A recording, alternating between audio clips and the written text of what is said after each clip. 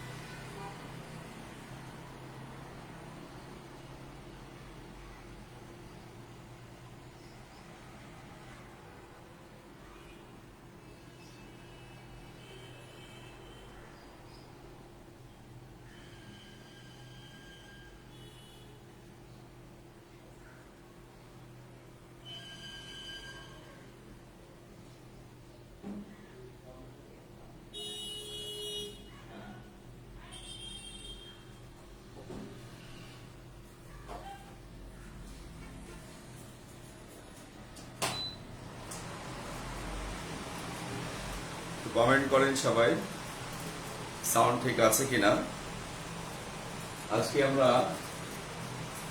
বাংলা সাহিত্যের অত্যন্ত গুরুত্বপূর্ণ 3টি টপিক নিয়ে পড়াশোনা করব।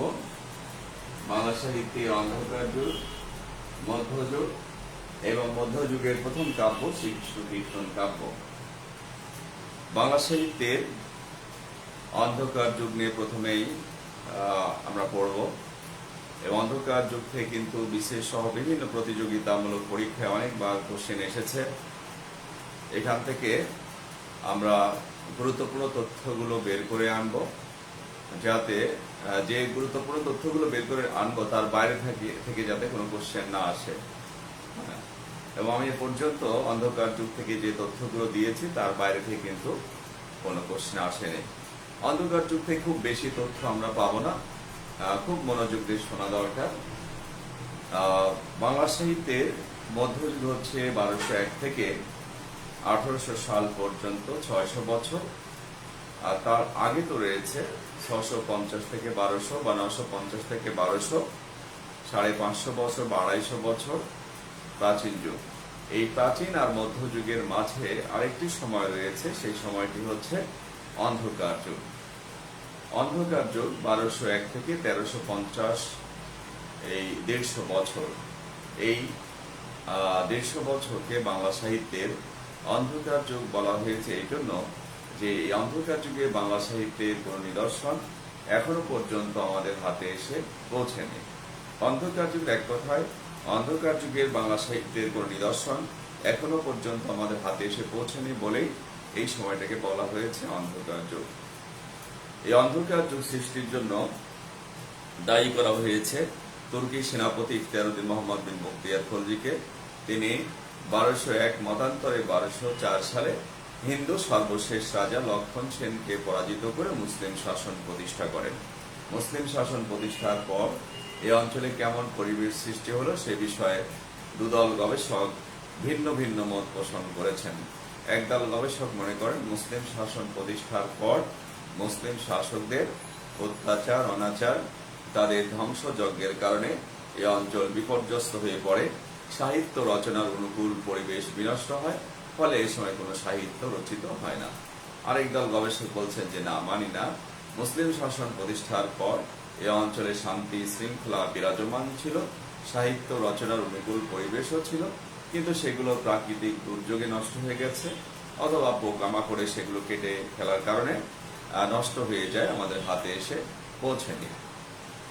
অন্ধকার যুগ নিয়ে বিতর্ক আছে। এই অন্ধকার যুগে বাংলা সাহিত্য রচিত হলো কি হলো না সে বিষয়ে বিতর্ক থাকতে পারে, কিন্তু এই 150 বছরের বাংলা সাহিত্যের কোন নিদর্শন যেহেতু এখনো পর্যন্ত আমাদের হাতে এসে পৌঁছেনি, সেহেতু এই 150 বছরকে অন্ধকার যুগ বলাই অধিক যুক্তিযুক্ত।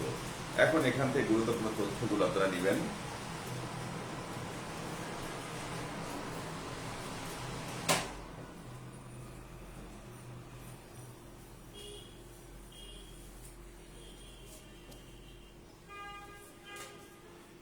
প্রথমে দেখেন যে 1201 থেকে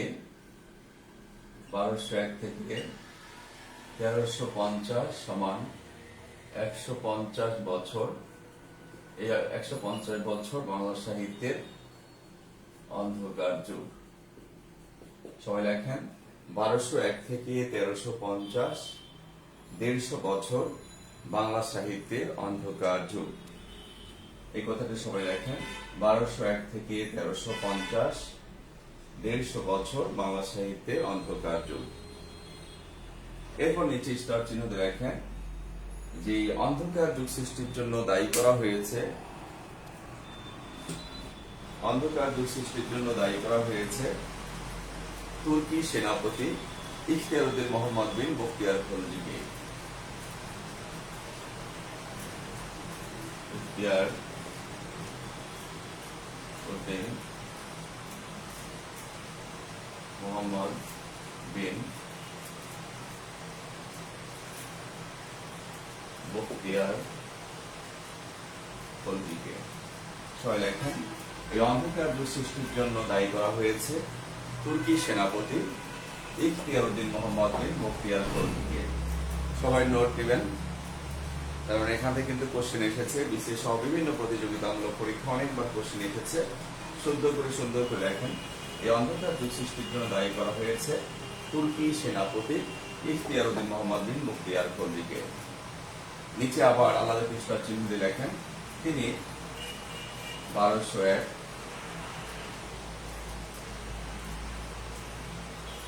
মতান্তরে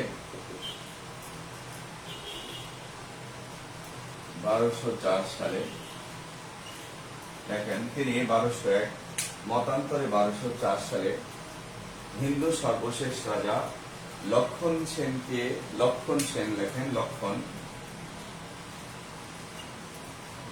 সেন, তিনি 1201 মতান্তরে 1204 সালে হিন্দু সর্বশেষ রাজা লক্ষণ সেনকে পরাজিত করে মুসলিম শাসন প্রতিষ্ঠা করেন, মুসলিম শাসন প্রতিষ্ঠা করেন। নিচে আলাদা করে লিখতে হবে মুসলিম শাসন প্রতিষ্ঠার পর, মুসলিম শাসন প্রতিষ্ঠার পর এই অঞ্চলে কেমন পরিবেশ সৃষ্টি হলো, মুসলিম শাসন প্রতিষ্ঠার পর এই অঞ্চলে কেমন পরিবেশ সৃষ্টি হলো সে বিষয়ে দুদল গবেষক ভিন্ন মত পোষণ করেছেন। নিচে আলাদা করে স্টার চিহ্ন দিয়ে লেখেন একদল গবেষক মনে করেন, নিচে স্টার চিহ্ন দিয়ে লেখেন একদল গবেষক মনে করেন মুসলিম শাসন প্রতিষ্ঠার পর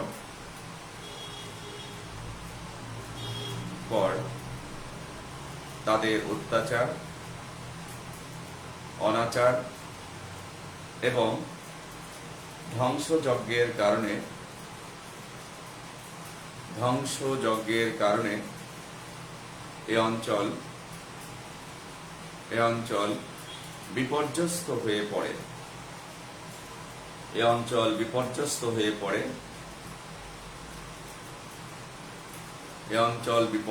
হয়ে পড়ে, সাহিত্য রচনার অনুকূল পরিবেশ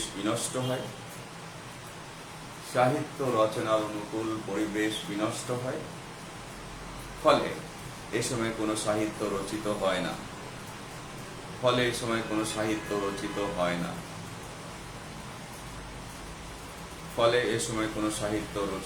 না,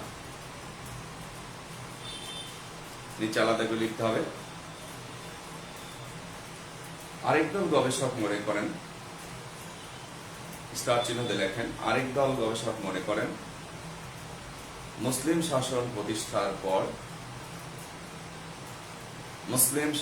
প্রতিষ্ঠার পর এ অঞ্চলে শান্তি শৃঙ্খলা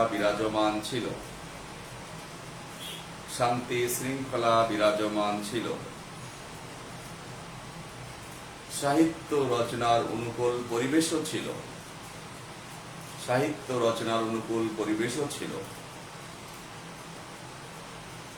সাহিত্য রচনার অনুকূল পরিবেশও ছিল। সাহিত্য রচিত হলো, কিন্তু প্রাকৃতিক দুর্যোগে বা অন্য কোনো কারণে সেগুলো নষ্ট হয়ে যাওয়ায় আমাদের হাতে এসে পৌঁছেনি।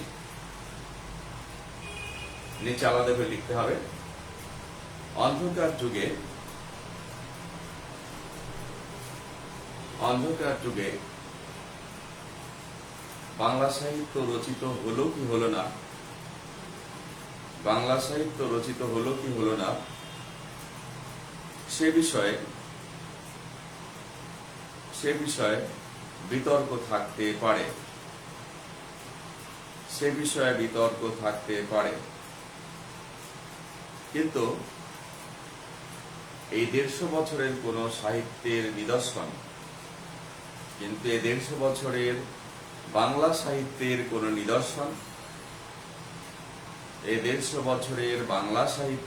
নিদর্শন, আমাদের হাতে এসে পৌঁছেনি বলে অন্ধকার এই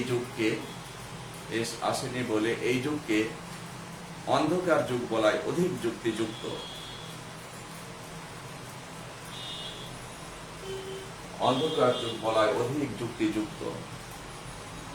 ঠিক আছে, অন্ধকার যুগ বলাই অধিক যুক্তিযুক্ত। এবার নিচে একটু আলাদা করে লিখতে হবে, এই অন্ধকার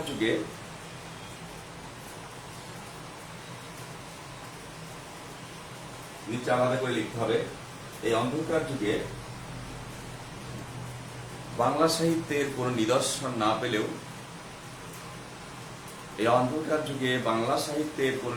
না পেলেও সংস্কৃত সাহিত্যের নিদর্শন পাওয়া যায়।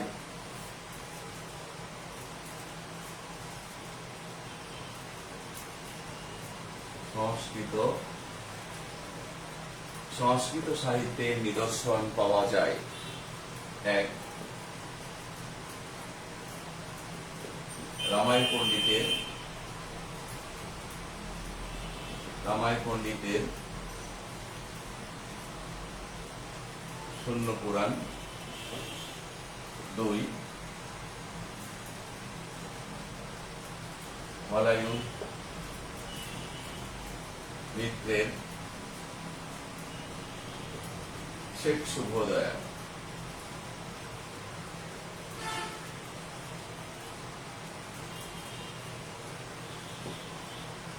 রামাই পণ্ডিতের শূন্য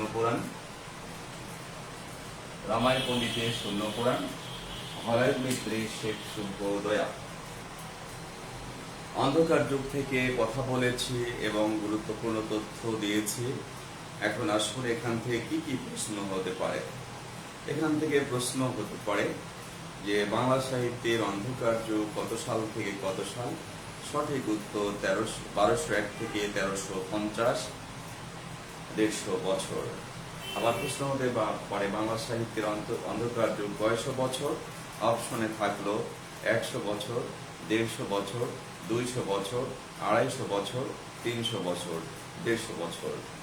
প্রশ্ন হতে পারে বাংলা সাহিত্যের অন্ধকার যুগ সৃষ্টির জন্য কাকে দায়ী করা হয়েছে? সঠিক উত্তর তুর্কি সেনাপতি ইখতিয়ারউদ্দিন মুহাম্মদ বিন বখতিয়ার খলজিকে। প্রশ্ন হতে পারে তিনি কত সালে বঙ্গ বিজয় করেন? 1201, মতান্তরে 1204। 1201 থাকলে 1204 থাকবে না, 1204 থাকলে 1201 থাকবে না। তবে 1201 এবং 1204 দুটোই যদি থাকে তাহলে 1201 দিয়ে আসতে হবে। আবার এমনও প্রশ্ন হতে পারে যে 1201 নাই, অপশনে 1204 নাই, 1207 আছে। বাংলা পিডিএফে 1207 লেখা আছে, সেক্ষেত্রে 7 হবে। ঠিক আছে, তাই 1201, 7, 4 তিনটি যদি থাকে তাহলে 1201 হবে, এটা প্রতিষ্ঠিত। 1201 এবং 1204 এই দুটো একসাথে থাকার সম্ভাবনা খুবই কম। প্রশ্ন হতে পারে যে অন্ধকার যুগ কেমন যুগ, যে যুগে বাংলা সাহিত্যের কোন নিদর্শন পাওয়া যায়নি। প্রশ্ন হতে পারে যে অন্ধকার যুগে বাংলা সাহিত্য রচিত হয়নি কিন্তু অন্য কোনো সাহিত্যের নিদর্শন পাওয়া গিয়েছে কিনা তা কি? সেটি হবে সংস্কৃত সাহিত্যের নিদর্শন আমরা পেয়েছি, যেমন রামায়ণ পণ্ডিতের শূন্য পুরাণ। প্রশ্ন হতে পারে শূন্য পুরাণকে রচনা করেছেন রামায়ণ পণ্ডিত। প্রশ্ন হতে পারে শেখ সুবোধয়কে রচনা করেছেন হলায়ন মিশ্র। অথবা প্রশ্ন হতে পারে রামায়ণ পণ্ডিতের রচনা শূন্য পুরাণ, হলায়ন মিশ্রের রচনা হচ্ছে কি শেখ সুবোধয়। হলায়ন মিত্র এবং মিশ্র দুরকমই আমরা পেয়েছি। মিশ্র, হলায়ন মিত্র মিশ্র দুটোই কিন্তু থাকতে পারে, যে কোনো একটি থাকতে পারে, মিত্র থাকতে পারে, মিশ্র থাকতে পারে। দু ধরনের পাঠই আমরা উদ্ধার করেছি। ভাষা ইতিহাসের বইগুলোতে আমরা দেখেছি কোথাও মিত্র আছে, কোথাও মিশ্র আছে। ঠিক আছে, হলায়ন মিত্র হতে পারে, মিশ্র হতে পারে। ঠিক আছে, পাঠোদ্ধারের ক্ষেত্রে এই পার্থক্যটা সৃষ্টি হয়েছে। এই ছিল বাংলা সাহিত্যের অন্ধকার যুগ এবং সেখান থেকে কি কোশ্চেন হতে পারে সেগুলো কিন্তু আমি ফাইন্ড আউট করে দিয়েছি। এখন আমরা বাংলা সাহিত্যের মধ্যযুগ থেকে তথ্য নেব।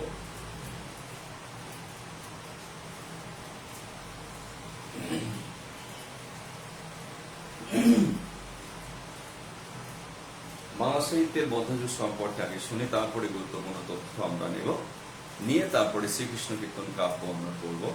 বাংলা সাহিত্যের মধ্যযুগ 1201 থেকে 1800 সাল পর্যন্ত 600 বছর। অন্ধকার যুগে 150 বছর বাদ দিলে প্রকৃতপক্ষে বাংলা সাহিত্যের মধ্যযুগ 1351 থেকে 1800, 450 বছর। মধ্যযুগের এই 450 বছরে শুধু রচিত হয়েছে কাব্য। মধ্যযুগে কবিদের মাথার মধ্যে দুটো জিনিস ছিল, যদি কিছু রচনা করতে হয় তা হবে কাব্য এবং সেই কাব্যের বিষয়বস্তু হবে ধর্ম, অর্থাৎ ধর্ম দিয়ে কাব্য লেখা। ধর্মের বাইরে কবিদের লেখার কোনো ক্ষমতা ছিল না, বলতে সেই স্বাধীনতাটা ছিল না। কোনো কবি মধ্যযুগের এই 450 বছরের কোনো কবি তার একান্ত ব্যক্তিগত অনুভূতির কথা, আনন্দের কথা, বেদনার কথা, ভালো লাগার কথা, ভালো না লাগার কথা এগুলো কিন্তু বলতে পারেননি।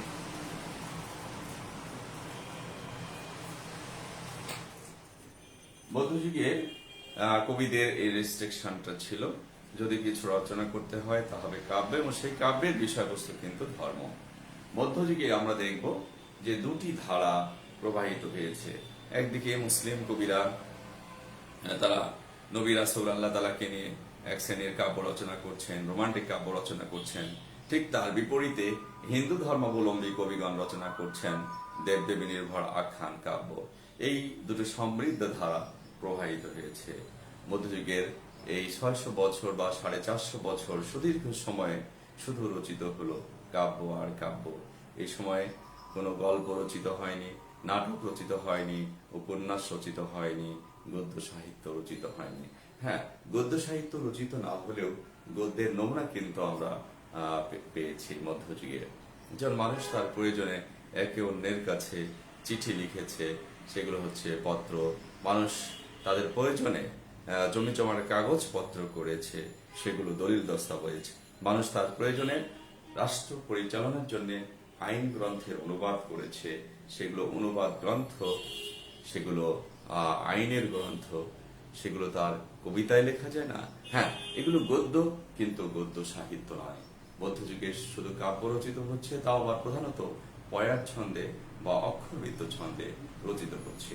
এখন এখান থেকে আপনাদের লিখতে হবে, সবাই খাতা কলমে লিখে নেন। খাতা কলম রেডি রাখেন, সবাই খাতা কলম রেডি রাখেন এবং নোট নিয়ে নেবেন। সেটা প্রথমে লেখা হচ্ছে 1201 থেকে, আমি লিখে দিচ্ছি 1201 থেকে 1800 সাল পর্যন্ত 600 বছর। প্রথমে লেখেন 1201 থেকে 1800 সাল পর্যন্ত 600 বছর বাংলা সাহিত্যের মধ্যযুগে। এই কথাটা লেখেন সবাই আগে। এরপর নিচে লিখতে হবে প্রকৃতপক্ষে মধ্যযুগ 1351 থেকে 1800 সাল পর্যন্ত 450 বছর। প্রকৃতপক্ষে মধ্যযুগ 1351 থেকে 1800 পর্যন্ত 450 বছর। সুন্দর করে লেখান। কি বলেছে যে স্টার চিহ্ন লিখতে বলেছে যে 1201 থেকে 1800 সাল পর্যন্ত 600 বছর হচ্ছে বাংলা সাহিত্যের মধ্যযুগ। তারপর আবার স্টার চিহ্ন দিয়ে আমি কি লিখতে বলেছি যে 1351 থেকে 1800 সাল পর্যন্ত প্রকৃতপক্ষে 1351 থেকে 1800 সাল পর্যন্ত 450 বছর বাংলা সাহিত্যের মধ্যযুগ। ঠিক আছে, এবার আবার নিচে স্টার চিহ্ন দিয়ে লেখেন, স্টার চিহ্ন দিয়ে লেখেন যে বাংলা সাহিত্যের মধ্যযুগের, দেখুন সবাই, মধ্যযুগের বাংলা সাহিত্যের মধ্যযুগের এই 450 বছরে, এই 450 বছরে শুধু রচিত হয়েছে কাব্য, শুধু রচিত হয়েছে কাব্য, শুধু রচিত হয়েছে কাব্য। গদ্য সাহিত্য একটু নিচে আলাদা করে লিখতে হবে। গদ্য সাহিত্য তথা গল্প, গল্প, উপন্যাস, নাটক, প্রহসন, প্রবন্ধ। গদ্য সাহিত্য তথা গল্প, উপন্যাস, নাটক, প্রহসন, প্রবন্ধ এসব রচিত হয়নি। লিখুন সবাই, গদ্য সাহিত্য তথা গল্প, উপন্যাস, নাটক, প্রহসন, প্রবন্ধ এসব রচিত হয়নি, এসব রচিত হয়নি।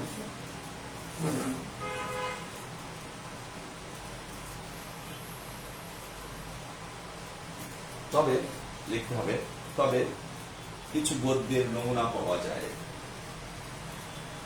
তবে কিছু গদ্যের নমুনা পাওয়া যায়। যেমন 1 লেখেন পত্র, 2 পত্র,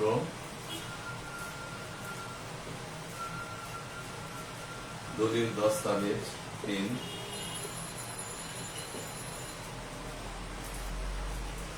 আইন গ্রন্থের অনুবাদ। তবে কিছু গদ্যের নমুনা পাওয়া যায়, পত্র, দলিল দস্তাবেজ, আইন গ্রন্থের অনুবাদ। কিছু গদ্যের নমুনা পাওয়া যায়, পত্র, দলিল দস্তাবেজ, আইন গ্রন্থের অনুবাদ। নিচে একটু আলাদা করে লিখতে হবে, এগুলো গদ্য কিন্তু গদ্য সাহিত্য নয়, এগুলো গদ্য কিন্তু গদ্য সাহিত্য নয়, এগুলো গদ্য কিন্তু গদ্য সাহিত্য নয়। নিচে একটু আলাদা করে লিখতে হবে। মধ্যযুগে, মধ্যযুগে প্রধানত দুটি ধারা, বাংলা সাহিত্যের মধ্যযুগে সাহিত্যের দুটি ধারা লক্ষ্য করা যায়, দুটি ধারা লক্ষ্য করা যায়। বাংলা সাহিত্যের মধ্যযুগে প্রধানত দুটি ধারা লক্ষ্য করা যায়, দুটি ধারা লক্ষ্য করা যায়। 1 নম্বর দিয়ে লিখতে হবে যে হিন্দু ধর্মাবলম্বী কবিগণ, হিন্দু ধর্মাবলম্বী কবিগণ দেবদেবী নির্ভর, দেবদেবী নির্ভর এক শ্রেণীর আখ্যান বা কাহিনী কাব্য রচনা করেন, দেবদেবী নির্ভর এক শ্রেণীর আখ্যান বা কাহিনী কাব্য রচনা করেন। আখ্যান শব্দের অর্থ হচ্ছে কাহিনী, আখ্যান বা কাহিনী কাব্য রচনা করেন। নিচে একটু আলাদা করে লিখতে হবে। ঠিক তার বিপরীতে স্টার চিহ্নের নিচে আবার 2 নম্বর দিয়ে লিখতে হবে। 2 নম্বর দিয়ে আমরা লিখতে পারি বা স্টার চিহ্নের নিচে আলাদা করে লিখতে পারি। ঠিক তার বিপরীতে মুসলিম কবিরা রচনা করেছেন, মুসলিম কবিরা রচনা করেছেন নবী রাসূল আল্লাহকে নিয়ে, এবং নবী রাসূল আল্লাহকে নিয়ে রচনা করেছেন এবং রোমান্টিক কাব্য রচনা করেছেন। নবী রাসূল আল্লাহকে নিয়ে রচনা করেছেন এবং রোমান্টিক কাব্য রচনা করেছেন। যেমন ইউসুফ জুলেখের কাব্য যখন রচনা করেছেন তখন তো নবী রাসূল আল্লাহর কথা চলে এসছে, কিন্তু সেখানে আবার রোমান্টিক আছে, রোমান্স আছে বা প্রেম আছে কিন্তু। হ্যাঁ, এরপর নিচে একটু আলাদা করে লিখতে হবে, মধ্যযুগে বাংলা সাহিত্যের মধ্যযুগে প্রধানত পয়ার ছন্দ ছিল। পয়ার ছন্দ, পয়ার, মধ্যযুগে প্রধানত পয়ার ছন্দ প্রচলিত ছিল। এই পয়ার ছন্দকে আবার বলা হয়েছে, পয়ার ছন্দকে বলা হয়ে থাকে অক্ষরবৃত্ত ছন্দ। বাংলা সাহিত্যের মধ্যযুগে বিচিত্র কোনো ছন্দ ছিল না, প্রধানত এই পয়ার ছন্দ এবং অক্ষরবৃত্ত ছন্দ কিন্তু ছিল। শত শত লাইন, হাজার হাজার লক্ষ লক্ষ লাইনে কিন্তু আমরা এই পয়ার ছন্দ বা অক্ষরবৃত্ত ছন্দ সেখানে লক্ষ্য করেছি। ঠিক আছে, তাহলে মধ্যযুগ থেকে কিছু গুরুত্বপূর্ণ তথ্য দিলাম। মধ্যযুগ কিন্তু আমি শেষ করিনি। মধ্যযুগ থেকে প্রাথমিক যে তথ্যগুলো দরকার, যে মধ্যযুগের সময়টা, মধ্যযুগের কি আছে না আছে সেগুলো প্রথম ক্লাসে বলে দিয়েছি। মধ্যযুগ থেকে তার আনুষঙ্গিক তথ্যগুলো দিয়ে দিলাম। ঠিক আছে, এই আর কি।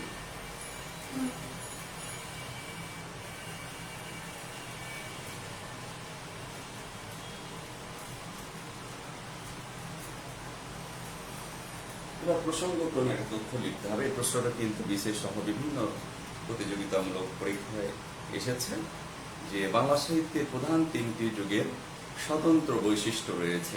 একটা লাইনে লিখে নেন তথ্যটা, বাংলা সাহিত্যের প্রধান তিনটি যুগের স্বতন্ত্র বৈশিষ্ট্য রয়েছে।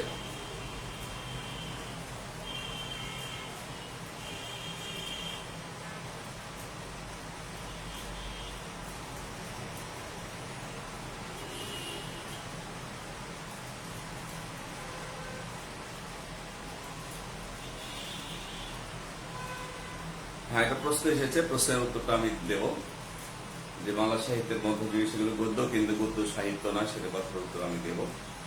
ঠিক আছে, তো তার আগে যে কথাটা আমি লিখতে বলেছি, হবে এটা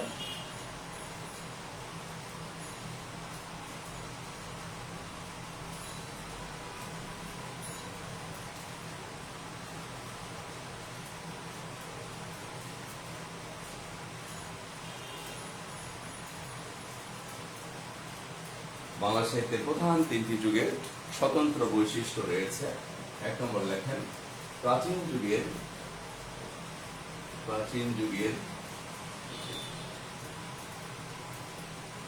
সাহিত্যের প্রধান বৈশিষ্ট্য হচ্ছে ধর্ম। এইভাবে লিখতে হবে, প্রাচীন যুগের সাহিত্যের প্রধান বৈশিষ্ট্য হচ্ছে ধর্ম। মধ্যযুগের সাহিত্যের প্রধান বৈশিষ্ট্য, প্রাচীন যুগের সাহিত্যের প্রধান বৈশিষ্ট্য ধর্ম নয়, কিন্তু কারেকশন করতে হবে ব্যক্তি। আর মধ্যযুগের সাহিত্যের প্রধান বৈশিষ্ট্য হচ্ছে ধর্ম। আর 3 নম্বর দিয়ে লিখতে হবে, আধুনিক যুগের সাহিত্যের প্রধান বৈশিষ্ট্য হচ্ছে মানবিকতা বা মানবতাবাদ।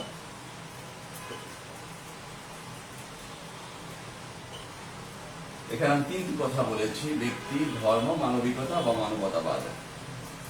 প্রাচীন যুগের সাহিত্যের প্রধান বৈশিষ্ট্য ব্যক্তি, মধ্যযুগের সাহিত্যের প্রধান বৈশিষ্ট্য হচ্ছে ধর্ম, আর আধুনিক যুগের সাহিত্যের প্রধান বৈশিষ্ট্য হচ্ছে মানবিকতা তথা মানবতাবাদ।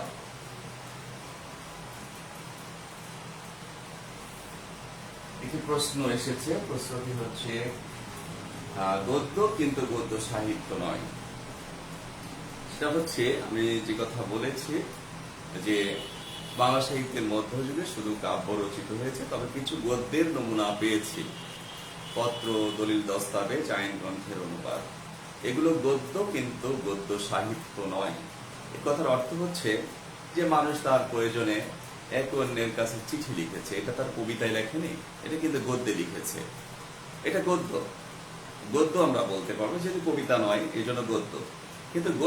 কিন্তু সেটি কিন্তু সাহিত্যিক মানে উত্তীর্ণ হতে পারেনি। যে কারণে এটাকে আমরা গদ্য বলতে পারবো, কিন্তু গদ্য সাহিত্য বলতে পারবো না। যেমন রবীন্দ্রনাথের চিঠিপত্র, পত্র সাহিত্য রয়েছে, রবীন্দ্রনাথের পত্র সাহিত্য, সেগুলো কিন্তু সাহিত্যিক মানে উত্তীর্ণ হয়েছে। যে কারণে রবীন্দ্রনাথের পত্রকে, চিঠিগুলোকে আমরা পত্র সাহিত্য কিন্তু বলে থাকি।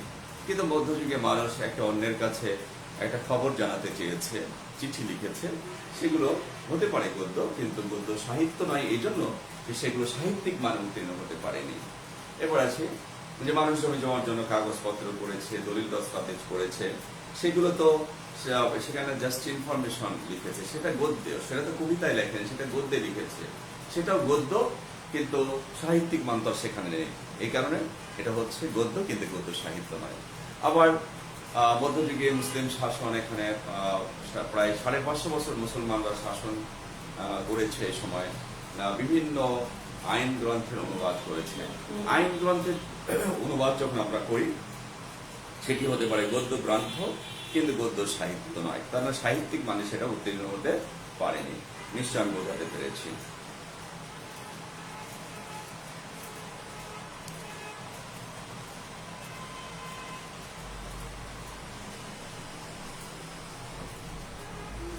এবার আমরা পড়বো হচ্ছে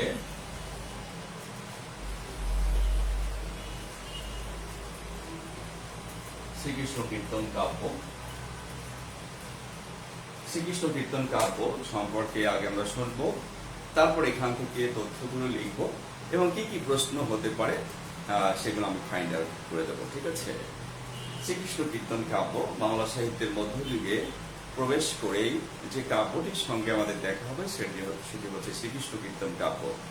এই শ্রীকৃষ্ণ কীর্তন কাব্য বাংলা সাহিত্যের মধ্যযুগের প্রথম কাব্য। আবার যদি বলি যে বাংলা সাহিত্যের দ্বিতীয় গ্রন্থ। দ্বিতীয় গ্রন্থ কেন বলছি? চর্যাপদ প্রথম, শ্রীকৃষ্ণ কীর্তন কাব্য দ্বিতীয়। কিন্তু চর্যাপদ রচনা করেছেন একজন কবি, চর্যাপদ রচনা করেছেন 24 জন পদকর্তা বা 24 জন কবি। পক্ষান্তরে শ্রীকৃষ্ণ কীর্তন কাব্য রচনা করেছেন একজন কবি, বড়ুচণ্ডী দাস। যে কারণে আমরা বলতে পারি কোন একক কবির রচনা হিসেবে বাংলা সাহিত্যের প্রথম কাব্য শ্রীকৃষ্ণ কীর্তন কাব্য। এই শ্রীকৃষ্ণ কীর্তন কাব্য যিনি রচনা করলেন তার নাম হচ্ছে বড়ুচণ্ডী দাস। এই বড়ুচণ্ডী দাস কিন্তু কবির প্রকৃত নাম নয়, আসল নাম নয়। তার প্রকৃত নাম হচ্ছে অনন্ত বড়ুয়া, বনন্ত বড়ু বা অনন্ত বড়াই। এই অনন্ত বড়ুয়া, বনন্ত বড়ু তিনি নাট্যপালার সাথে সম্পৃক্ত ছিলেন, যাত্রাপালার সঙ্গে সম্পৃক্ত ছিলেন, যে কারণে তার এই লেখার মাঝে নাটকীয় ভাব রয়েছে। এজন্য একটা প্রশ্ন এসেছিল যে গঠনগত দিক থেকে বা কাঠামোগত দিক থেকে শ্রীকৃষ্ণ কীর্তন কাব্য কোন ধরনের কাব্য। এটা কিন্তু কোনো গাইডে লেখা ছিল না, কোনো টিচার পড়ায়নি, কিন্তু আমার স্টুডেন্ট যারা চৌকস তারা কিন্তু ঠিকই ধরতে পেরেছিল। এই বাক্যটি কিন্তু লেখা দিয়েছিল, যে লেখা ছিল স্টুডেন্টদের খাতা আমি লিখে দিয়েছিলাম যে নাটকীয় ভাব আছে। তো নাটকীয় ভাব আছে এই কথাটুকু বুঝতে পারলেই তো নাট গীতি এইটা কিন্তু লিখে আসা, এটা কিন্তু সঠিক করে আসা তাদের জন্য সম্ভব ছিল আর কি। ঠিক আছে। যেখানে আমি বলছি এই কাব্যের মাঝে এটা নাটকীয় ভাব আছে, যে কারণে এটা নাট গীতি বা নাটকীয় কাব্য এরকম কিন্তু আমরা বলতে পারি। এই জন্য ওই প্রশ্নটির সঠিক উত্তর কিন্তু নাট গীতি হবে। ঠিক আছে। এই শ্রীকৃষ্ণ কীর্তন কাব্য কোন সময় রচিত হলো সেই বিষয়ে বিতর্ক আছে। তবে আমাদের হাতে তথ্য আছে। সেই তথ্যটা কি? যিনি এই শ্রীকৃষ্ণ কীর্তন কাব্য রচনা করেছেন বড়ুচণ্ডী দাস, তিনি 14 শতাব্দীর একেবারে শেষ অথবা 15 শতাব্দীর প্রথম দিকে যে বর্তমান ছিলেন বা বেঁচে ছিলেন, এই তথ্য আমাদের হাতে আছে। যে কারণে আমরা বলতে পারি এই কাব্যটি 14 শতাব্দীর একেবারে শেষ অথবা 15 শতাব্দীর প্রথম দিকে রচিত হয়েছে। এই কাব্যটি রচনার 500 বছর পরে আবিষ্কার করা হলো। 20 শতাব্দীর প্রথম দশকে 1909 সালে আবিষ্কার করা হয় এবং আবিষ্কারের বয়সও কিন্তু 100 বছর হয়েছে। সুতরাং কাব্যটির বয়স কিন্তু 600 বছর। অর্থাৎ আমরা এই মুহূর্তে আজ থেকে 600 বছর আগে লেখা শ্রীকৃষ্ণ কীর্তন কাব্যটি আমরা কিন্তু পড়ছি। তাহলে আমাদের সামনে পরিষ্কার হয়ে গেল যে কাব্যটি রচনার 500 বছর পর আবিষ্কার হয়েছে 20 শতাব্দীর প্রথম দশকে 1909 সালে এবং আবিষ্কারের বয়স 100 বছর পেরিয়ে গেছে। সুতরাং বর্তমানে কাব্যটির বয়স 600 বছর। সুতরাং আমরা বলতেও পারি, এই কথাও বলতে পারি যে আজ থেকে 600 বছর আগে লেখা কাব্যটি এই মুহূর্তে আমরা পড়ছি। আর আজ থেকে 100 বছর আগে আবিষ্কার, আর আজ থেকে 600 বছর আগে রচিত যে কাব্য শ্রীকৃষ্ণ কীর্তন কাব্য, এই কাব্যটি যিনি আবিষ্কার করেন তিনি হলেন বসন্ত রঞ্জন রায়, যার উপাধি বিদ্বৎ বল্লভ। তিনি 1909 সালে ভারতের পশ্চিমবঙ্গের বাঁকুড়া জেলার কাকিলা নামক গ্রামের এক গৃহস্থের গোয়াল ঘরের টিনের চালার নিচ থেকে আবিষ্কার করেন। কত সালে? 1909 সালে। এবং তিনি তারই সম্পাদনায় কাব্যটি প্রকাশিত হয় 1916 সালে কলকাতার বঙ্গীয় সাহিত্য পরিষদ থেকে। যে বছর চর্যাপদ প্রকাশিত হয়েছিল ওই বছরেই কিন্তু এই শ্রীকৃষ্ণ কীর্তন কাব্য প্রকাশিত হলো। শ্রীকৃষ্ণ কীর্তন কাব্যটি যখন প্রকাশিত হয় তখন চর্যাপদের মতো এই কাব্যটির কিন্তু উপরের পাতা ছেঁড়া ছিল। ছেঁড়া থাকার কারণে সেদিন এই কাব্যটির নাম কিন্তু শ্রীকৃষ্ণ কীর্তন এটা কিন্তু জানা যায়নি। কি জানা গিয়েছিল? ওই কাব্যটির ভেতর থেকে একটা চিরকুট বেরিয়ে পড়েছিল। সেই চিরকুটের মাঝে লেখা ছিল শ্রীকৃষ্ণ সন্দর্ভ। তখন বসন্ত রঞ্জন রায় বিদ্বৎ বল্লভ, বসন্ত রঞ্জন রায় যার উপাধি বিদ্বৎ বল্লভ, কিন্তু তিনি ভাবলেন যে কাব্যটির নাম শ্রীকৃষ্ণ সন্দর্ভ হবে। এই ভেবে তিনি এই কাব্যটির নাম, যেটিকে আজকে আমরা শ্রীকৃষ্ণ কীর্তন কাব্য বলছি, এই কাব্যটির নাম তিনি শ্রীকৃষ্ণ সন্দর্ভ দিয়ে প্রকাশ করে দিলেন। পরবর্তীকালে প্রশ্ন উঠল যে চিরকুটের মাঝে শ্রীকৃষ্ণ সন্দর্ভ লেখা থাকলেই কাব্যটির নাম শ্রীকৃষ্ণ সন্দর্ভ হবে না। কারণ হচ্ছে এই শ্রীকৃষ্ণ কীর্তন কাব্য যখন রচিত হয়েছিল তখন সমসাময়িক রাধা কৃষ্ণের প্রেম নিয়ে আরো অনেক কাব্য রচিত হয়েছিল। এই ধরনের কাব্য রচিত হয়েছিল সংস্কৃত ভাষায়। সেসব কাব্যের নাম তো শ্রীকৃষ্ণ সন্দর্ভ নয়, সেই সব কাব্যের নাম তো শ্রীকৃষ্ণ কীর্তনই রাখা হয়েছিল। এই যুক্তি দেখিয়ে পরবর্তীকালে কাব্যটির নাম পরিবর্তন করে শ্রীকৃষ্ণ কীর্তন কাব্য করা হলো এবং এই নামেই কাব্যটি এখনো পর্যন্ত পরিচিত এবং প্রচলিত। এখন যদি আপনারা আমাকে জিজ্ঞেস করেন যে শ্রীকৃষ্ণ কীর্তন কাব্যের প্রতিপাদ্য কি বা বিষয়বস্তু কি, তাহলে আমি এক কথায় জবাব দিতে পারবো, শ্রীকৃষ্ণ কীর্তন কাব্যের প্রতিপাদ্য হচ্ছে বা বিষয়বস্তু হচ্ছে রাধা কৃষ্ণের প্রেম। এই কাব্যের প্রধান চরিত্র হচ্ছে রাধা কৃষ্ণ বড়াই। প্রধান তিনটি চরিত্রকে কেন্দ্র করে এই কাব্যের কাহিনী বিস্তার লাভ করেছে। শ্রীকৃষ্ণ কীর্তন কাব্য সম্পর্কে আমি আরো কথা বলবো, সেগুলো চরিত্র নিয়ে কথা বলবো। এখানে যে প্রধান তিনটি চরিত্র আছে সেই চরিত্র থেকে তথ্য দেব, চরিত্র সম্পর্কে বিভিন্ন কথা অনুষঙ্গ প্রসঙ্গ এসে যাবে। প্রথমেই আমরা শ্রীকৃষ্ণ কীর্তন কাব্য থেকে কিছু তথ্য আমরা নিয়ে নিই। হ্যাঁ, প্রথমে আপনারা লেখেন সবাই যে বাংলা সাহিত্যের মধ্যযুগের প্রথম কাব্য শ্রীকৃষ্ণ কীর্তন কাব্য। স্টার চিহ্ন দিয়ে সবাই এই কথাটি লেখেন। বাংলা সাহিত্যের মধ্যযুগের প্রথম কাব্য শ্রীকৃষ্ণ কীর্তন কাব্য। আমি একটা তথ্য আপনাদের লিখে দিলাম কি, যে বাংলা সাহিত্যের মধ্যযুগের প্রথম কাব্য শ্রীকৃষ্ণ কীর্তন কাব্য। কিন্তু প্রশ্ন এসে যেতে পারে মধ্যযুগের আদি গ্রন্থ কি? আদি গ্রন্থ মানে কি? আগের গ্রন্থ, সবচেয়ে প্রথম যেটা শুরু হয়েছে, তাই না? অর্থাৎ বিশেষ পরীক্ষায় অনেক সময় একটু ল্যাঙ্গুয়েজ চেঞ্জ হয়ে আসে প্রশ্নপত্রে। যারা বুঝে পড়ে না তারা কিন্তু ধরতে পারে না। হ্যাঁ, যেমন একবার বিশেষ পরীক্ষায় সাধারণ জ্ঞানের একটা কোশ্চেন এসে গেল যে শান্তি পরিষদই আমরা সবাই চিনি, কিন্তু শান্তির জায়গায় যখন স্বস্তি লাগাই দিল আর কিন্তু সবাই বুঝে উঠতে পারেনি। এই জন্য একটা মেন্টাল প্রিপেয়ার থাকতে হয়, মেন্টাল সেট আপ দিয়ে রাখতে হয়। সেটা হচ্ছে যে আমি যেভাবে পড়াশোনা করেছি ঠিক তথ্যগুলো আমি জেনে নিলাম, কিন্তু কোশ্চেনের ধরনটা কিন্তু একটু ভিন্নভাবে হবে। ঠিক আছে?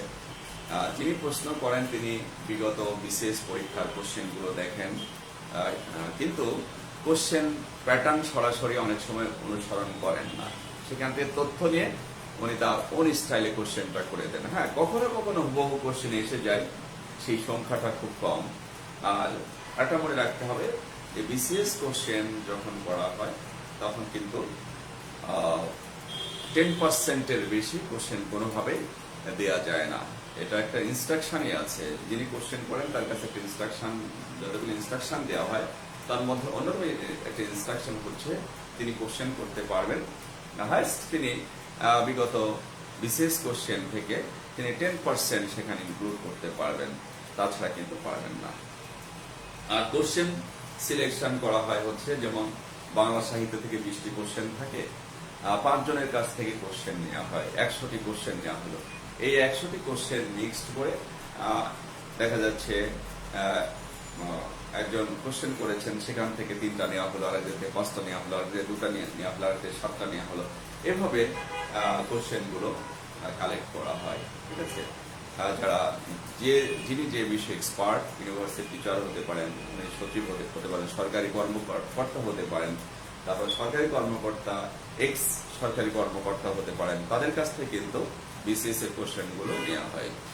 যিনি কোশ্চেন দেন উনিও কিন্তু জানেন না যে আমার কোশ্চেনটা আসলে আদৌ গ্রহণ করা হবে কিনা, ঠিক আছে। এমনও হতে পারে তার কোশ্চেনটা পরের বছর দেওয়া হচ্ছে, 1 বছর পরে দেওয়া হচ্ছে, ওই বছর না দিয়ে পরের বছর দেওয়া হচ্ছে।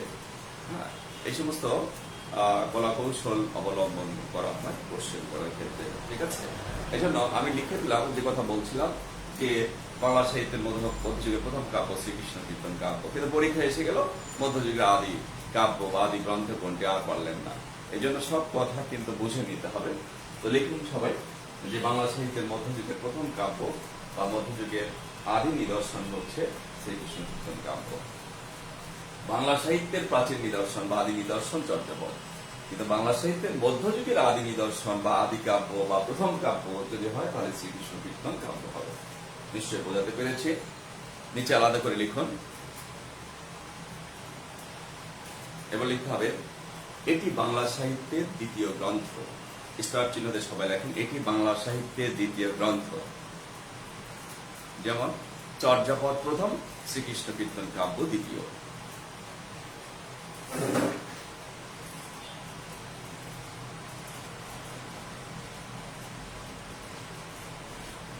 এটি বাংলা সাহিত্যের দ্বিতীয় গ্রন্থ, চর্যাপদ প্রথম, শ্রীকৃষ্ণ কীর্তন কাব্য দ্বিতীয়। নিচে আলাদা করে লিখুন, আবার স্টার চিহ্ন দিয়ে লিখুন। তবে কোন একক কবির রচনা হিসেবে শ্রীকৃষ্ণ কীর্তন কাব্য বাংলা সাহিত্যের প্রথম কাব্য।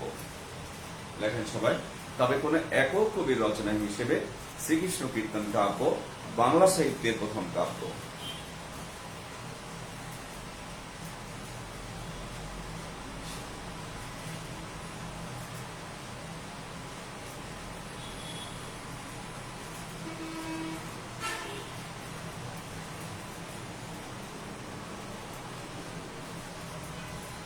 শেয়ার অপশনটা নিয়ে একটু সমস্যা হচ্ছে।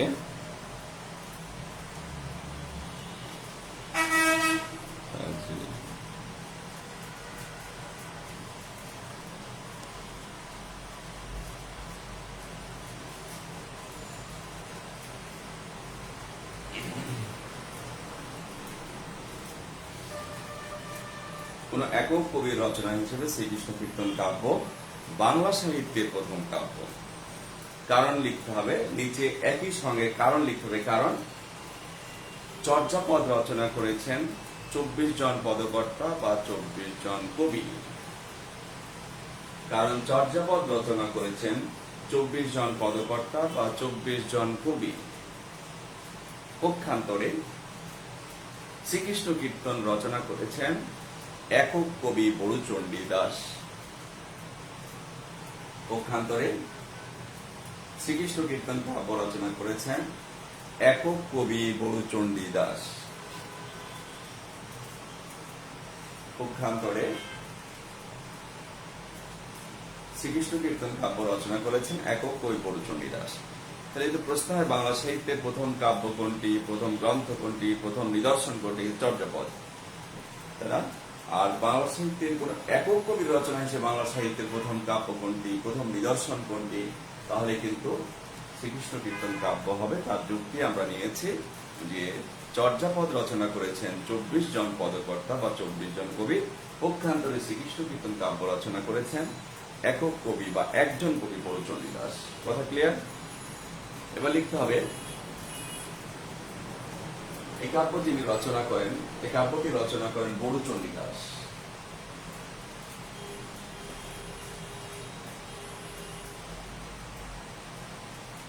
এই কাব্যটি রচনা করেন বড়ু চণ্ডীদাস। এই কাব্যটি রচনা করেন বড়ু চণ্ডীদাস। এই কাব্যটি রচনা করেন বড়ু চণ্ডীদাস। এটি তার ছদ্মনাম ও উপাধি। এটি তার ছদ্মনাম বা উপাধি। উপাধি বানান রস্বইকার দিয়ে, কিন্তু এটি তার ছদ্মনাম বা উপাধি। দুভাবে থাকতে পারে, ছদ্মনাম ও উপাধি ভিন্ন, মনে রাখতে হবে। অনেক সময় ছদ্মনাম উপাধি ভিন্ন হয়, কিন্তু এখানে আমরা এভাবে নেব, এটি তার ছদ্মনাম বা উপাধি। বড়ু চণ্ডীদাস এটি ছদ্মনাম বা উপাধি। এবার লিখতে হবে তার প্রকৃত নাম হচ্ছে অনন্ত বড়ুয়া বা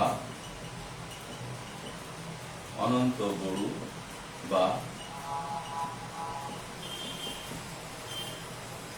অনন্ত বড়াই।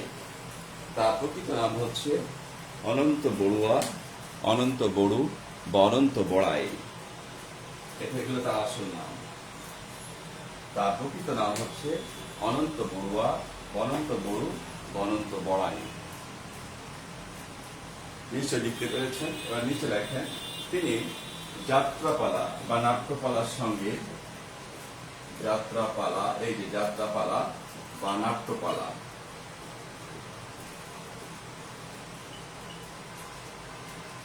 তিনি যাত্রাপালা বা নাট্যপালার সঙ্গে সম্পৃক্ত ছিলেন, যে কারণে নাটকীয় ভঙ্গিতে তিনি এটি রচনা করেন। তিনি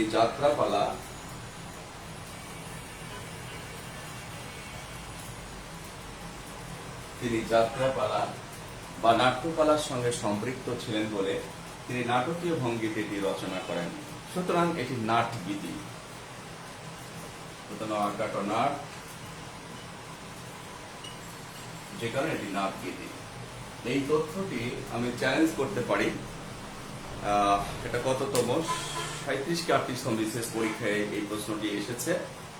একমাত্র আমার ক্লাস থেকে এই তথ্যটি কিন্তু লেখা ছিল, কোনো গাইডে কিন্তু ছিল না। পরিষ্কার আমি লিখে দিয়েছিলাম যে তিনি নাট্যপালা বা যাত্রাপালার সঙ্গে সম্পৃক্ত ছিলেন, যে কারণে তিনি এটি নাটকীয় ভঙ্গি দিয়ে রচনা করেন। হ্যাঁ, এটাকে আমরা নাট গীতি বলতে পারি। এইভাবে এই স্টুডেন্টের খাতার মধ্যে কিন্তু লেখা ছিল। সুতরাং বুঝতে পারছেন যে ক্লাসের কতটা গুরুত্ব এবং সেগুলোর নোট নেওয়া এবং বুঝে পড়া। আমি এই কথাটি এর আগে বলেছি, আজকে বলছি, সাহিত্য ব্যাকরণ কিন্তু দুটোই বুঝে পড়ার বিষয়। তার মনে রাখতে হবে সাহিত্য আরো বেশি বুঝে পড়ার বিষয়। ঠিক আছে, এই আর কি। তাহলে আমরা তথ্য নিলাম। এই কাব্যটির নিচে আলাদা করে লেখেন এই কাব্যটির রচনাকাল নিয়ে বিতর্ক রয়েছে। এই কাব্যটির রচনাকাল নিয়ে বিতর্ক রয়েছে। সকল বিতর্কের সমন্বয়ে আমরা বলতে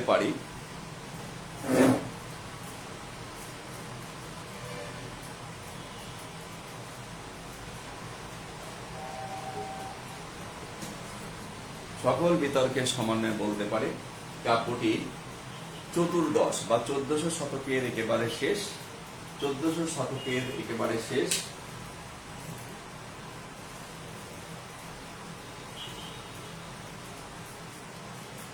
কাব্যটি 14 শতকের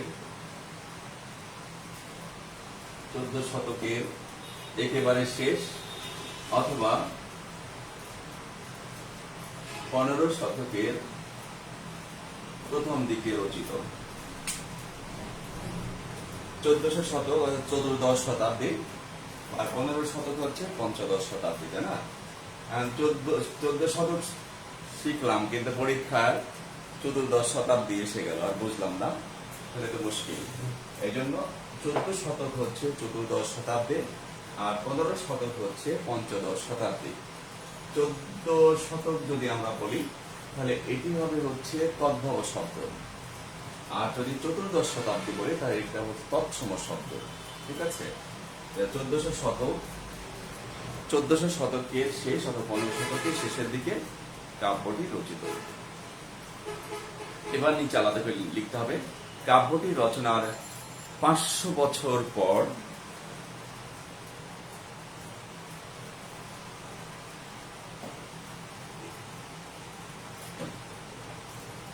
কাব্যটি রচনার 500 বছর পর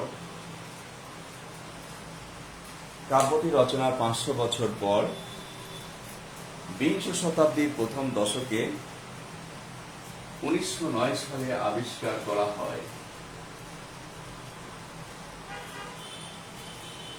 কাব্যটি রচনার 500 বছর পর বিংশ শতাব্দীর প্রথম দশকে 1909 সালে আবিষ্কার করা হয়। এবার লিখুন, আবিষ্কারের বয়স 100 বছর। আবিষ্কারের বয়স 100 বছর। সুতরাং কাব্যটির বয়স, বর্তমান বয়স 600 বছর। 600 বছর। সুতরাং বর্তমানে কাব্যটির বয়স 600 বছর।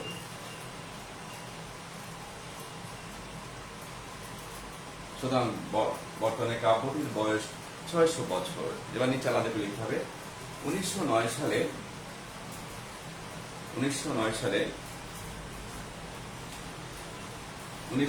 সালে এই কাব্যটি রচনা করেন 1909 সালে এই কাব্যটি রচনা করেন বসন্ত রঞ্জন রায়। বসন্ত রঞ্জন রায়। বসন্ত রঞ্জন রায়, যার উপাধি বিদ্বৎ বল্লভ। যার উপাধি বিদ্বৎ বল্লভ। তিনি ভারতের পশ্চিমবঙ্গের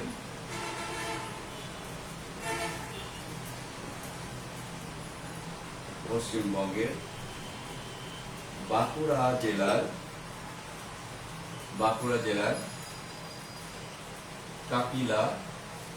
কাপিলা নামক গ্রামের দেবেন্দ্রনাথ মুখোপাধ্যায়ের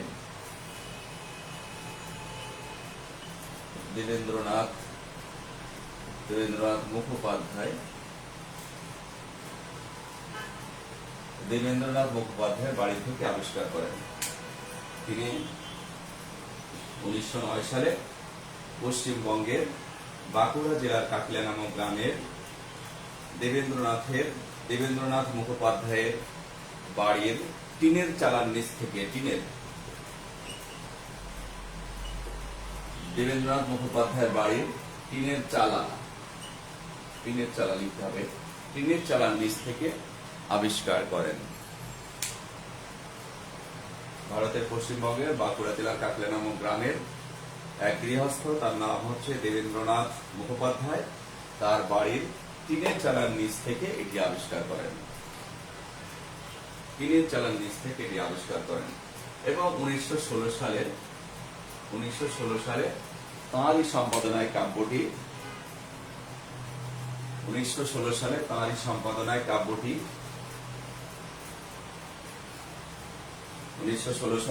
সম্পাদনায় কাব্যটি কলকাতার বঙ্গীয় সাহিত্য পরিষদ থেকে প্রকাশিত হয়।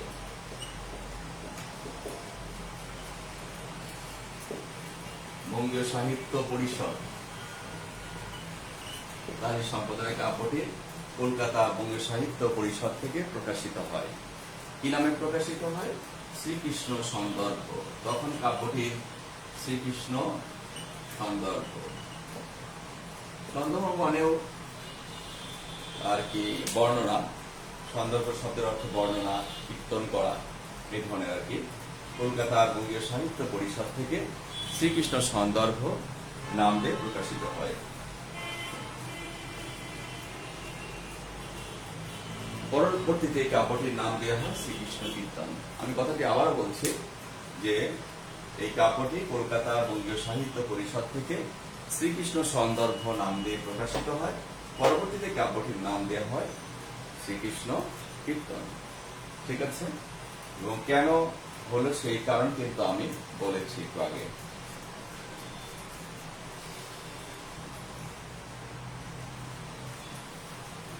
এবার নিচে আমাদের করে লিখতে হবে এই কাব্যের বিষয়বস্তু কি?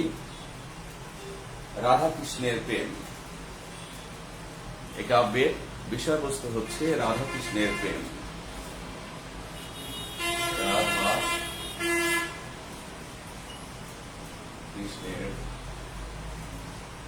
রাধা কৃষ্ণের প্রেম। এই কাব্যের প্রতিপাদ্য বা বিষয়বস্তু হচ্ছে রাধা কৃষ্ণের প্রেম।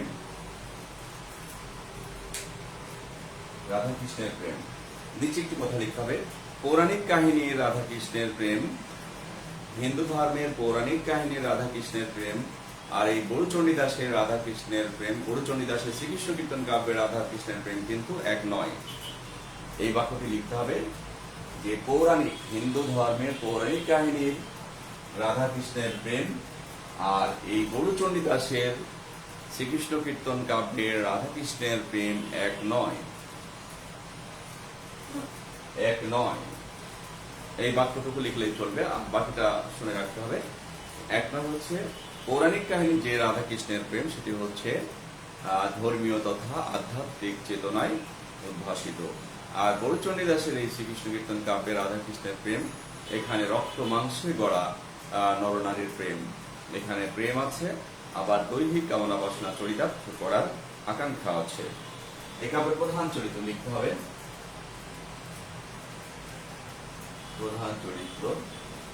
প্রধান চরিত্র হচ্ছে তিনটি।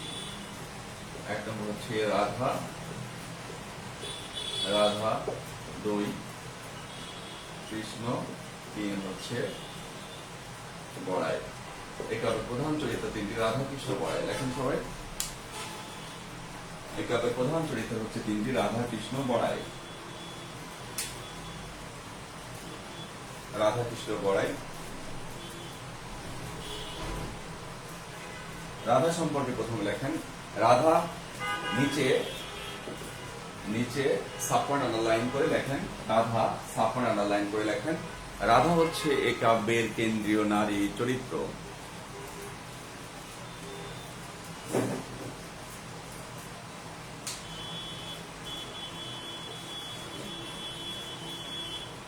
রাধা হচ্ছে কাব্যের কেন্দ্রীয় নারী চরিত্র।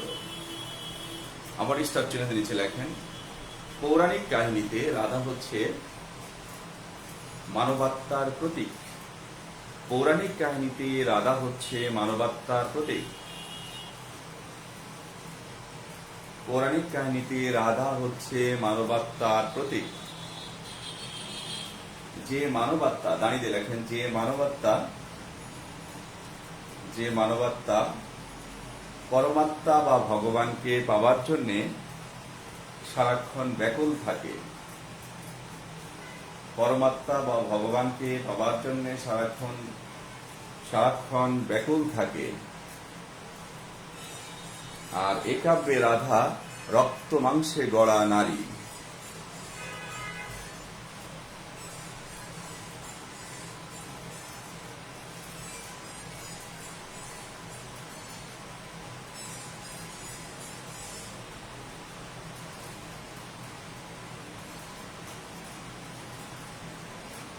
এ কাব্যে রাধা রক্ত মাংসে গড়া এক নারী, যার মাঝে প্রেম আছে এবং দৈহিক কামনা বাসনা চরিতার্থ করার আকাঙ্ক্ষা আছে।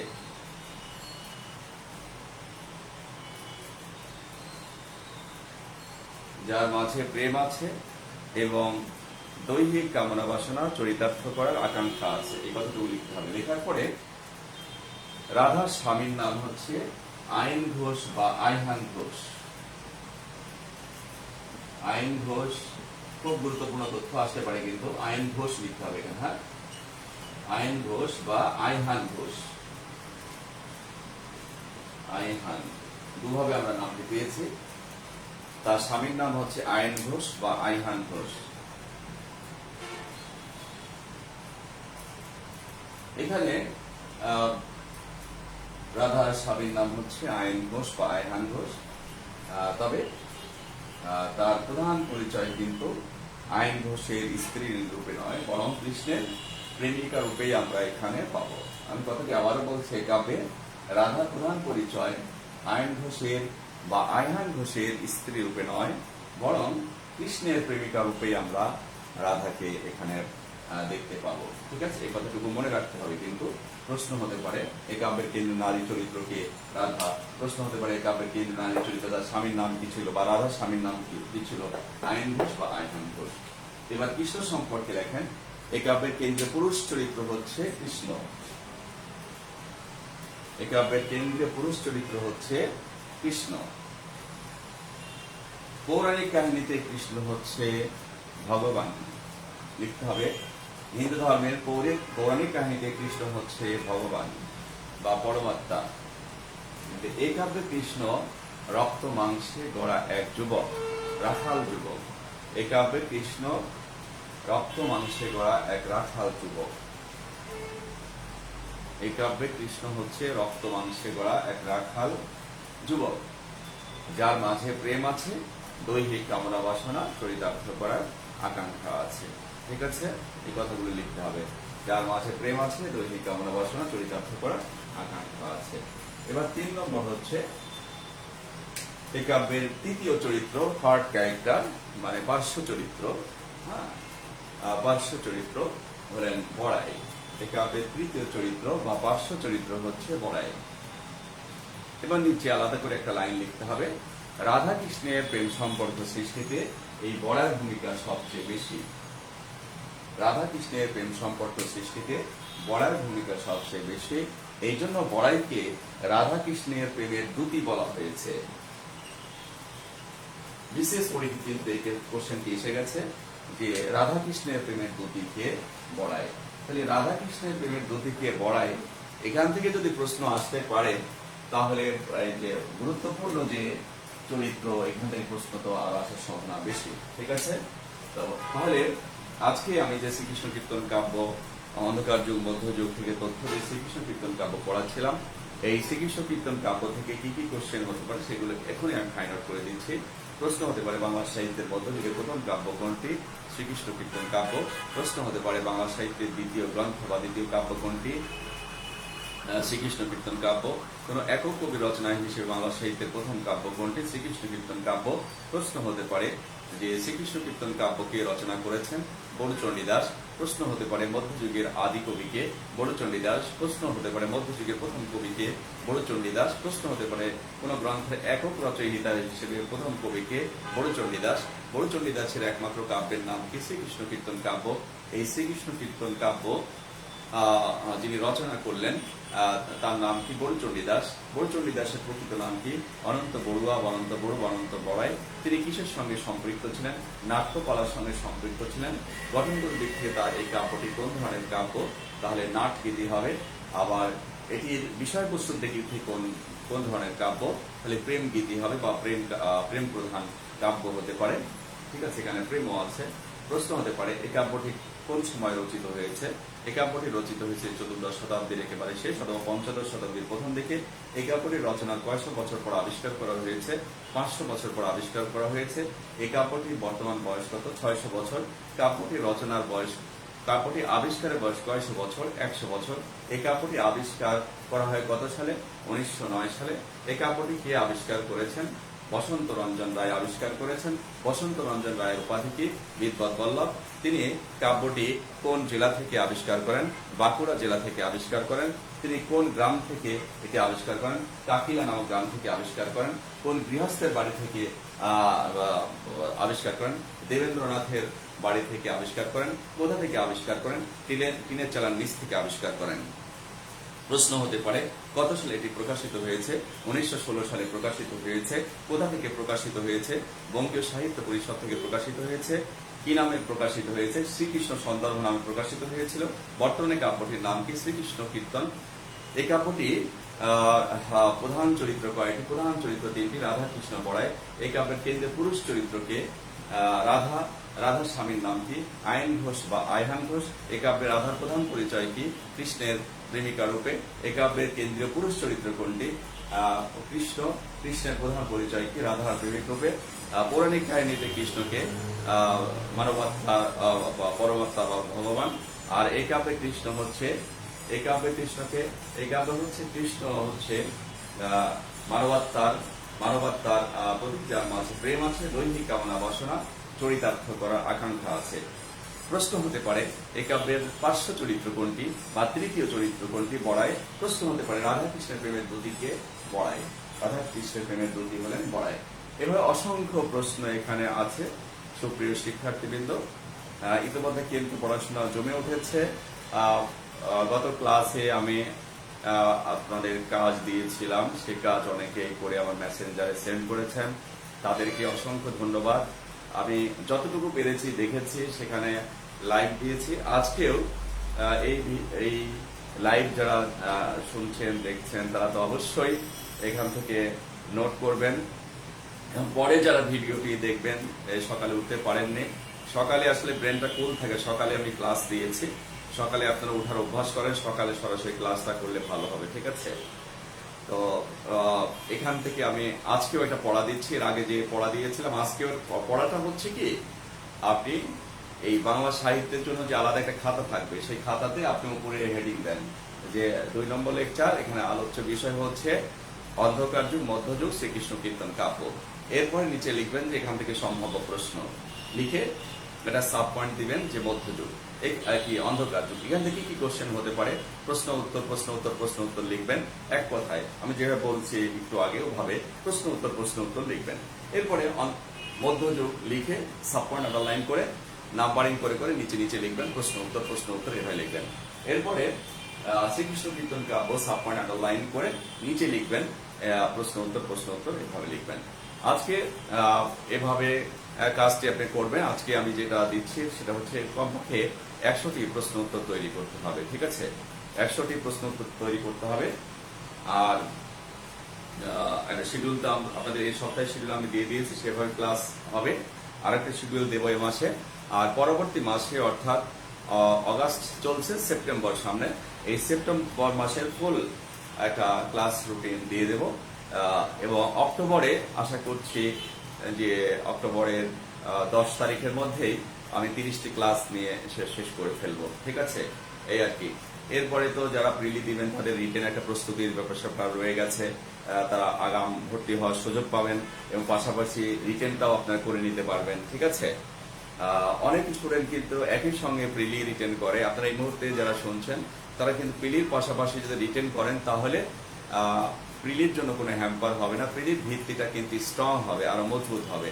এই জন্য প্রিলির পাশাপাশি নতুন ব্যাচ আমাদের শুরু হচ্ছে, এই ব্যাচে আপনি রিটেন কোর্সও কিন্তু করে নিতে পারবেন। আরেকটি ঘোষণা দিচ্ছি, সেটি হচ্ছে বাংলা সাহিত্য, বাংলা ব্যাকরণ, ইংলিশ গ্রামার, ইংলিশ লিটারেচার, তারপর maths, Bangladesh affairs, international affairs, computer science, সুশাসন, নৈতিকতা, ভূগোল, এইসব বিষয়ে প্রত্যেকটা আলাদা আলাদা একটা হ্যান্ড নোট করা আছে। যেহেতু আমার পূর্ণাঙ্গ একটা প্রতিষ্ঠান ছিল, এই হ্যান্ড নোটটা আপনারা যারা নিতে চান তারা আমার ইনবক্সে কমেন্ট করবেন, ঠিক আছে? এটাতে সম্ভবত 100 পৃষ্ঠারও উপরে আছে, ফটোকপি করতে গেলেও 200-300 টাকা লেগে যাবে। যেহেতু এটা হ্যান্ড নোট, এটা মাত্র 1000 টাকা দিয়ে পাঠানোর খরচ আপনাদের দিতে হবে না, ঠিক আছে? আমার অফিস থেকে পাঠিয়ে দিবে, 1000 টাকা দিলে সবগুলো সাবজেক্টের নোট আপনারা পেয়ে যাবেন। সম্ভবত এখানে 400 কি 500 পাতা আছে, সেটা আমি দেখে বলতে পারবো আর কি, অনেকগুলো নোট আর কি। এগুলো অনেক শিক্ষক মিলে করেছে। আমার কাছে যেসব শিক্ষক ছিল, দেশের নাম করা যেসব শিক্ষক আমার সাথে কাজ করেছে, তাদেরকে দিয়ে এটা পরিশ্রম করে করানো হয়েছে, কম্পিউটারে কম্পোজ করা হয়েছে, তারপরে সেটা প্রিন্ট আউট করা হয়েছে। হ্যাঁ, ওটা যদি কম থাকে তাহলে ফটোকপি করে পাঠানো যেতে পারে। যারা আপনারা এটা নিতে চান তারা আমার ইনবক্সে অ্যাড্রেস লিখে 1000 টাকা করে বিকাশ করলে ওটা আমি পাঠিয়ে দিতে পারবো, ঠিক আছে? এই হচ্ছে নোটপত্র বিষয় কথা। আর এই সপ্তাহে 3 দিন ক্লাসে যে শিডিউল দিয়েছে, আজকে তো হলো, আরো 2 দিন। এর পরের সপ্তাহে আমি আবার একটা রুটিন দিয়ে দেবো, আর আগামী মাসের রুটিনটা এই মাসের শেষে যে পুরো মাসের রুটিনটা দিয়ে দেওয়ার সমস্যা হবে না, ঠিক আছে? এই আর কি। তো আজকে প্রশ্ন থাকলে আপনারা ইনবক্সে করতে পারবেন, এবং ক্লাসের সময় দেখা যাচ্ছে যে স্টুডেন্টরা এত কোশ্চেন করতে পারেন আমাকে, তার কারণ যে কোশ্চেনটা করবে ম্যাক্সিমাম কোশ্চেনের উত্তর থেকেই যাই। তার কারণ বিভিন্ন জায়গায় তো আমি পড়িয়েছি, লক্ষ লক্ষ স্টুডেন্টকে পড়িয়েছি, এত কোশ্চেন করার সুযোগ পায় না, এত তাদের পড়াশোনাও থাকে না, যে কারণে কোশ্চেন করার অতটা সুযোগ পায় না। এবং কোন জায়গায় তাদের বুঝতে সমস্যা হয় এটা তো আমার জানা আছে, তাহলে তো আমি তো হাজার হাজার ক্লাস নিই না, লক্ষ লক্ষ ক্লাস দিয়েছি। সুতরাং ওই আপনারা মাঝে মাঝে টুকটাক প্রশ্ন করেন, এটা কিন্তু আমি পরে দেখি এবং পরবর্তী ক্লাসে সেই প্রশ্নের উত্তরগুলো আমি দিয়ে দিতে পারবো, মানে বক্স করলেও আমি দিয়ে দিতে পারবো, এতে কোনো সমস্যা হবে না, মনোযোগ দিয়ে শুনলে আমি মনে করি। আর গত ক্লাসে একটা প্রশ্ন ছিল, খুবই গুরুত্বপূর্ণ প্রশ্ন, দোহা শব্দের অর্থ কি। এই দোহা শব্দের অর্থটা আমি বলার ব্যাপারে আগ্রহী এই জন্য, যেহেতু এটার অভিধানে সরাসরি এর অর্থ নেই, এই জন্য দোহা শব্দের অর্থটি আমি আজকে বলে দিচ্ছি। চর্যাপদে যে দোহা, দোহা শব্দটি যদি দোহা দওকার হয়গা দোহা, এই প্রশ্নটি আমার একজন স্টুডেন্ট করেছে, দোহা আপনাদের সঙ্গে দোহা, এই যে দোহা, দোহা মানে কি, ও প্রশ্নটা করেছে দোহা মানে কি। বলছি দোহা শব্দটি যদি দওকার হওয়া দন্তন্য দোহন থেকে আসে, তাহলে এটার অর্থ হবে হচ্ছে দুধ দোহা, যেমন গাভীর দুধ দোয়া হয়, ছাগির দুধ দোয়া হয়, এই দুধ দহন এই অর্থে ব্যবহৃত হয়। আর যদি দোহা শব্দটি দন্তন্য দহন পোড়ানো থেকে আসে, তাহলে তো দোহা মানে হচ্ছে পোড়ানো। কিন্তু এখানে দোহা মূলত বোঝানো হয়েছে পদ বা কবিতার লাইনকে বোঝানো, চর্যাপদের যে পদ আছে বা চর্যাপদের যে লাইনগুলো আছে তাকে বোঝানো হয়েছে, অর্থাৎ পদকে বোঝানো হয়েছে বা কবিতাকে বোঝানো হয়েছে। এই হচ্ছে দোহা শব্দের ব্যাখ্যা দিয়ে দিলাম, অর্থ ব্যাখ্যা শব্দ দিয়ে দিয়েছি, ঠিক আছে।